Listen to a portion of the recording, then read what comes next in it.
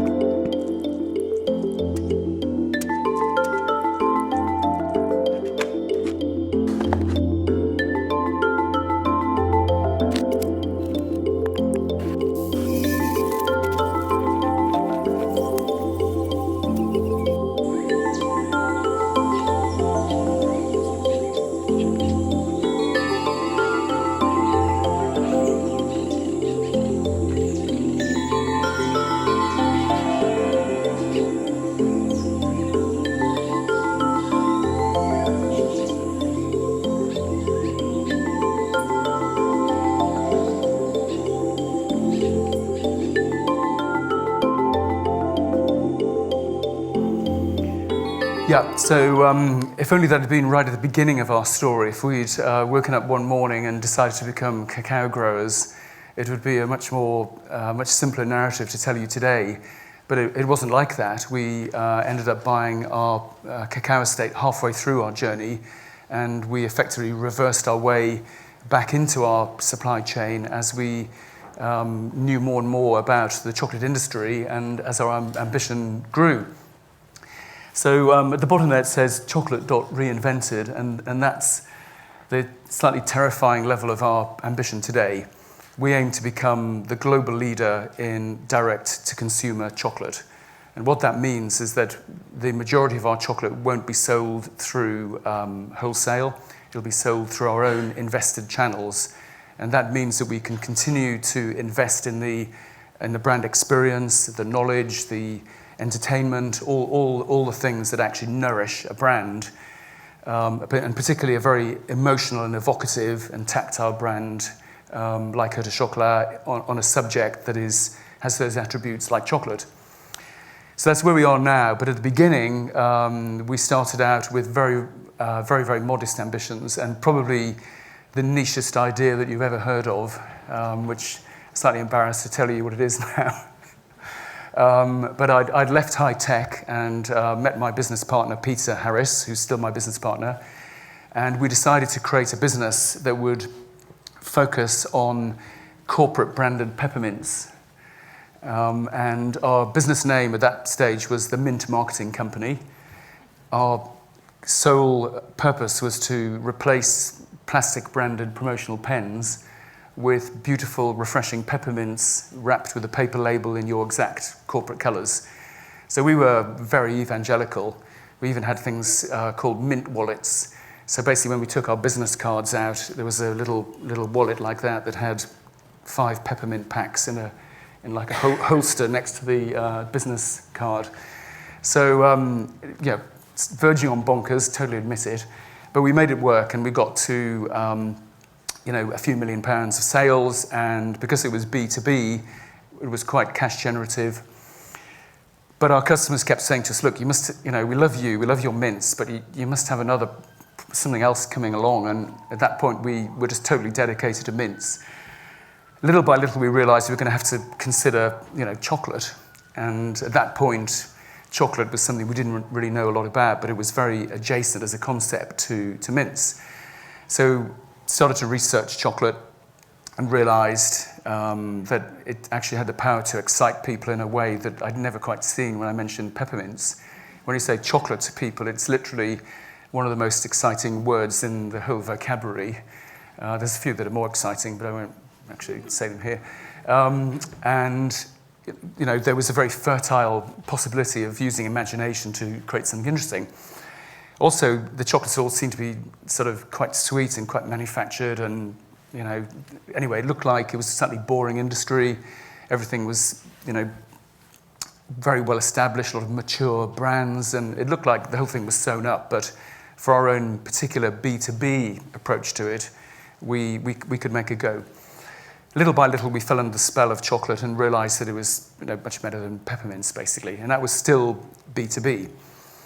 Then the other trigger, which raised our ambition level, was our friends saying to us, around, say, Christmas or Easter time, wow, you must be really busy. And we sort of weren't. We were busy when brands were being launched or, promotional activities were happening. And we thought, well, maybe we should start thinking about the consumer market at this point, because we had the B2B unit in our business working well, and we notched up another level of ambition, I suppose.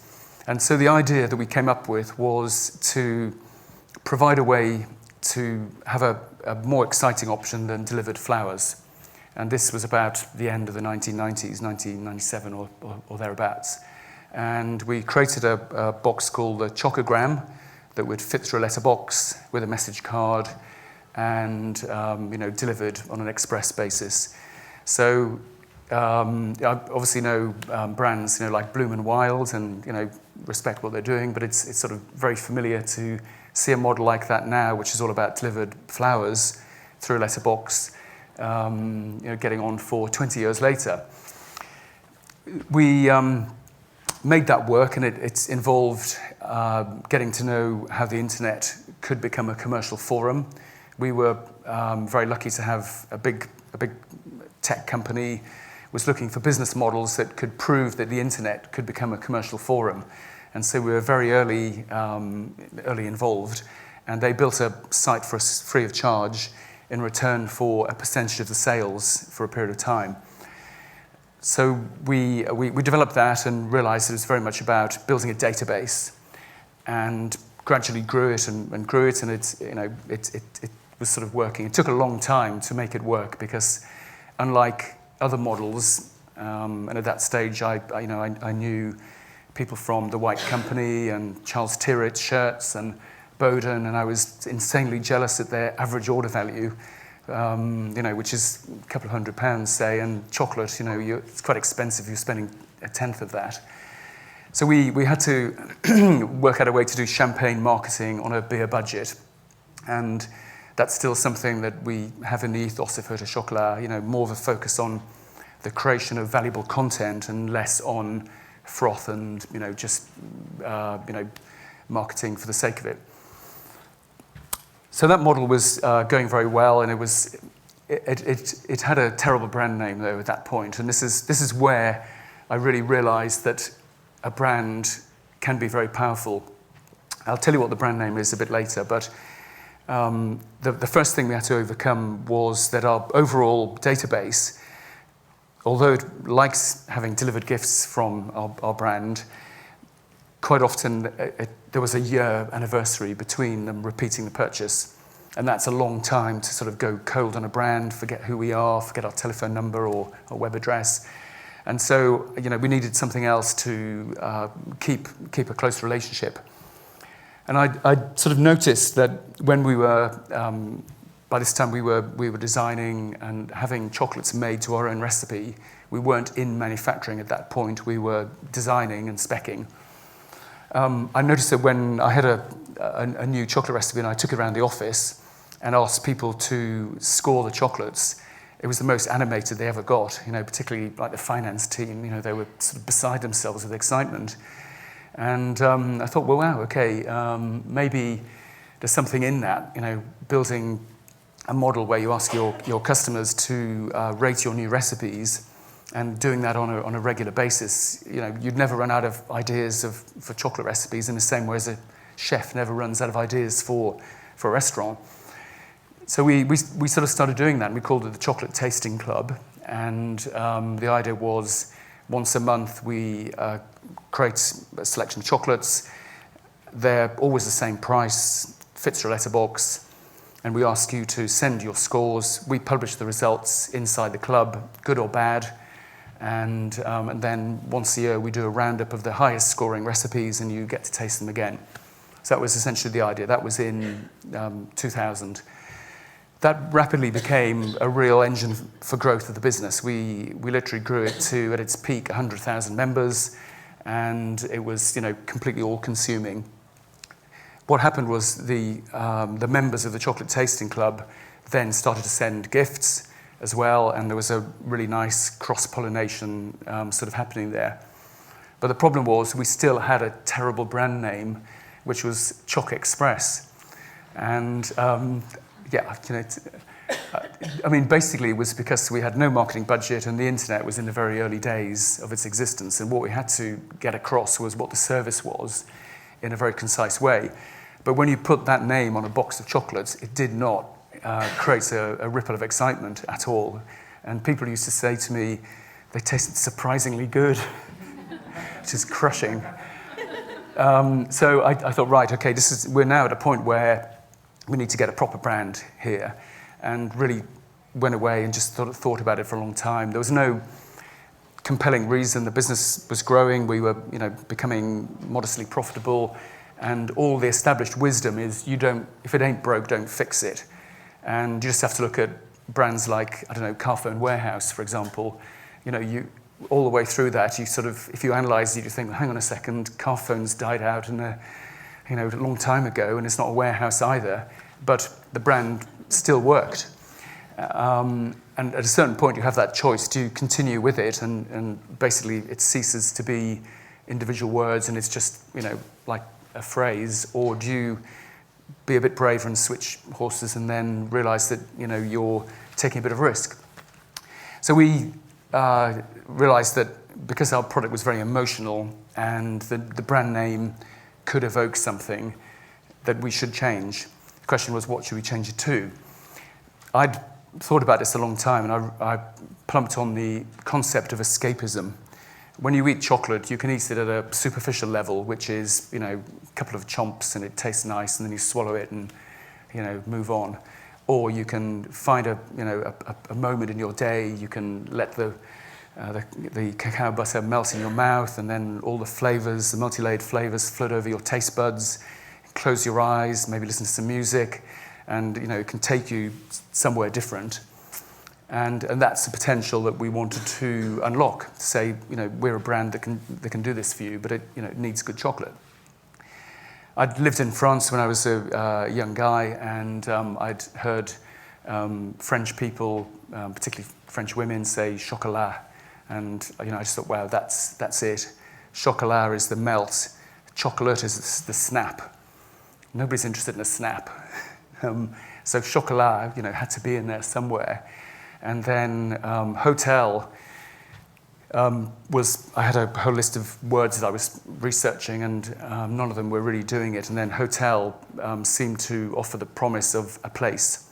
And a hotel is a refuge. It's somewhere people look forward to going to. So putting the two together created some kind of magic. Then I had to I had to persuade the rest of the company, and that was a bit more difficult. But anyway, we did it. So suddenly we had a brand, but we wanted it to be more than just a name. It had to be a set of values. And really, we were living these values already. It was just that we weren't articulating them very well. And the contrast of having a terrible brand name and a potentially good brand name was quite A, cathartic, and B, very analytical. We were able to sort of quite clearly see the difference, how it excited people versus previously not exciting people. And so we realized that we had three key things that we wanted to focus on forever as a brand and a business. Firstly, originality. We want to continue to be driven by imagination, doing things in a fresher, better way, not copying other people or following, in our case, Belgian chocolate or Swiss chocolate or, French chocolate. Creating a new identity, and that's the originality part of the brand. The second part is authenticity. We had gradually been putting more and more cocoa and less sugar into our chocolates, and we also wanted to be the real deal in terms of knowledge. So the real deal is what authenticity is about, and that ultimately led to us buying our cacao estate because we needed to know absolutely everything about the star ingredient, the cacao.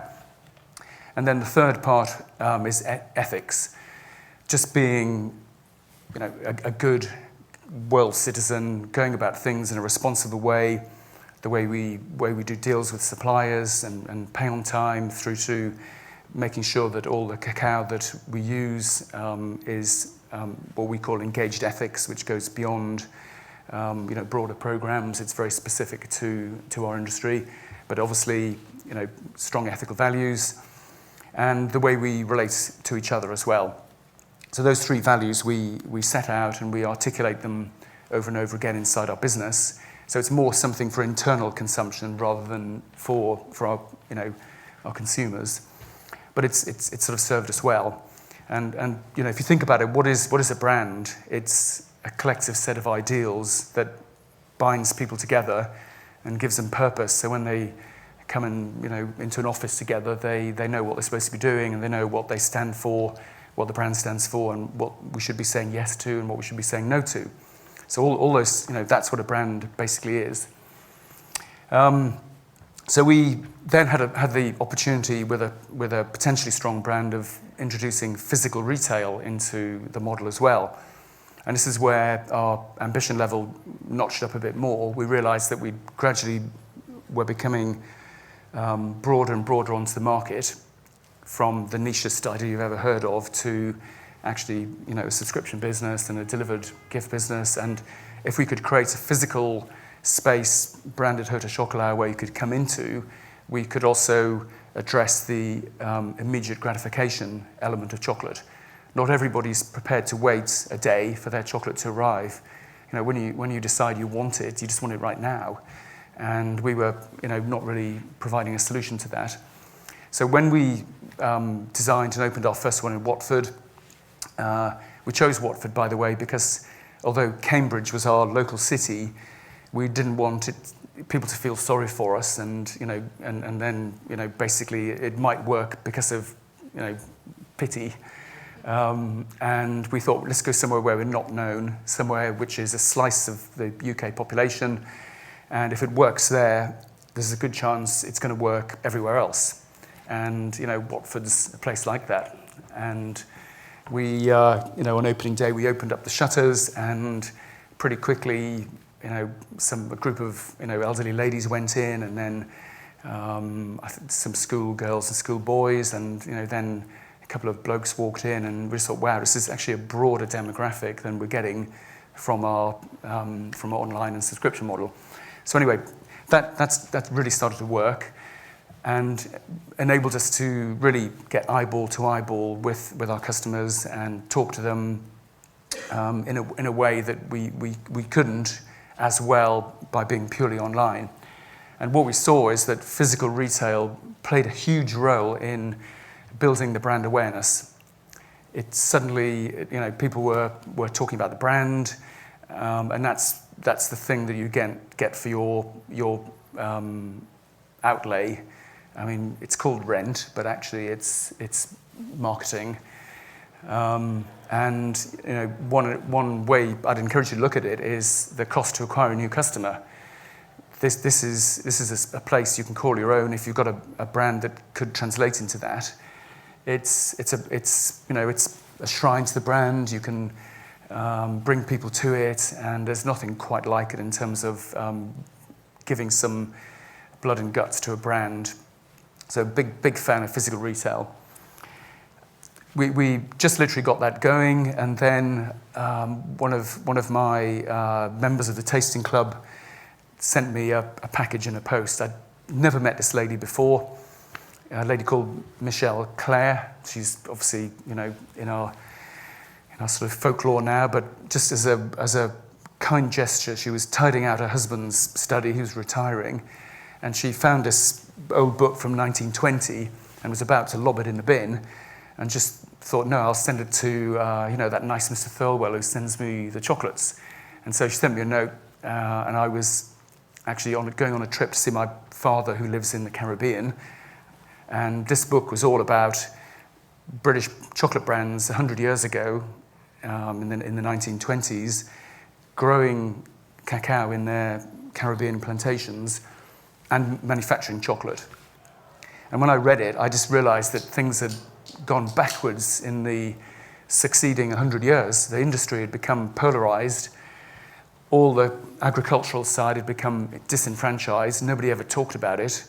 Unlike, say, wine or olive oil, the agricultural discussion is never there. And therefore, hardly any of the potential profits from a successful consumer good don't make it there either. And I just, suddenly thought, wow, this is something we could do something about. And it would be an amazing business adventure. Clearly, it would make us a stronger brand as well. And we would be doing something good that would nourish the ethical and authentic elements of our brand.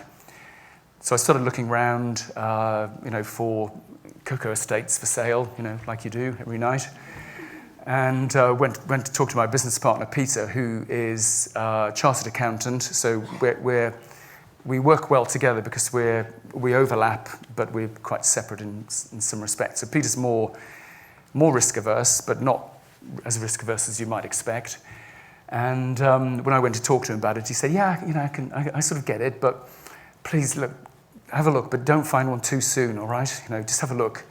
Anyway, the following week I'd found one. And said, "Right, Peter, it's in St. Lucia. It's up for sale right now. If we don't go there and look at it, somebody else is going to buy it." So we suddenly were in this old cocoa estate in St. Lucia, walking around in our wellies. And Peter was the one who broke first. He literally grabbed my arm and said, "Angus, you've got to buy this place right now." And I thought, wow, if it can have an effect like that on someone like Peter, what can it have on a normal person? This was actually quite intoxicating and very exciting new dimension to bring into the brand. Hugely inconvenient because we didn't have any money, and it was on the other side of the planet, and we knew nothing about agriculture, and I didn't know who I was going to get to run it, and it was completely derelict. Apart from that, it was an amazing business plan. So we bought it. And we've had the most amazing, nearly 13 years adventure, gradually getting to know about how to grow cacao organically, how to preserve the old gene types of the trees, how the flavour can vary from grove to grove, terroir in the same way as with wine. And that's all been really fascinating. And then also building a hotel and a restaurant where we can invite our customers to come and stay with us. And as we've incidentally opened in America a year ago, the overlap with America is quite astonishing. So about 70% of the guests were already from New York, Miami, places with direct flights into St. Lucia. And quite apart from being the powerhouse of the brand in the intervening period, it looks like it's going to be more valuable than we expected in cutting through into the American market and creating a new narrative on chocolate. Because Americans are quite confused about chocolate, which you would be if your national chocolate was Hershey, and the only other alternative were sort of old heritage European brands that were eye-wateringly expensive and virtually nothing in between. So we find that particularly New Yorkers and urban people coming to stay with us in St. Lucia are very open to looking at chocolate through a different lens. It comes from a fruit.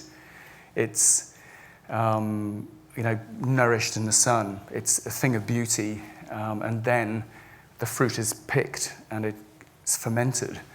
Just like wine, hardly anybody knows any of this stuff, and so there's a huge opportunity for us to come in with a new way of doing that. Clearly, there's a bean to bar movement as well, which we're really encourage, and it's great. But none of them are really providing easy accessibility to that product, and also it's quite expensive as well. So that's a new dimension that's come into the British market, the American market, and virtually all other markets as well. And it's helping to unlock this perception that chocolate's bad for you. It's only it's basically a brand on a box, and that's about it. And so part of our reinvention of chocolate is a lobbying of the chocolate associations to set some tighter rules about what the term chocolate should mean. And at the moment, it's quite loose. And in my book, it's really easy.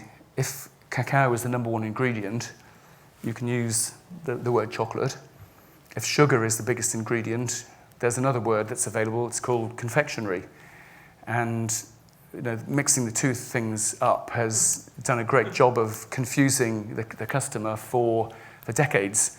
And we're left with a situation where people don't really know what to do.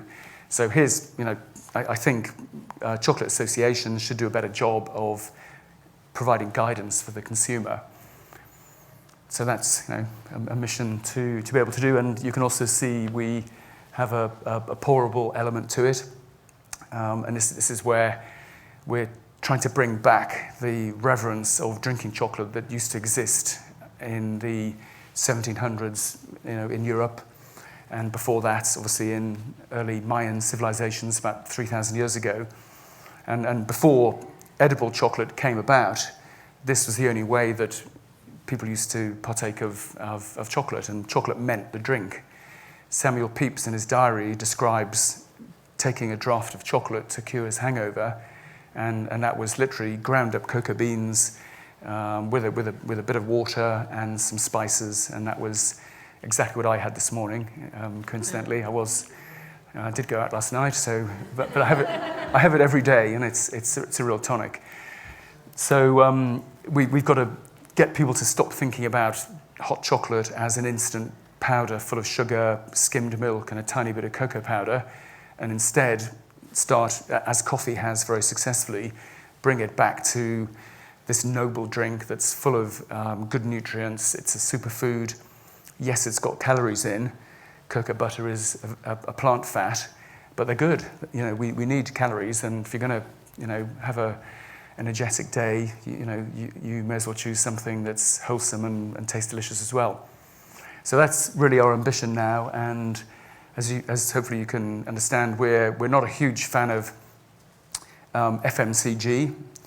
I totally accept that it can work for some brands, but I think the question you have to ask is, why would a supermarket be interested in a new brand?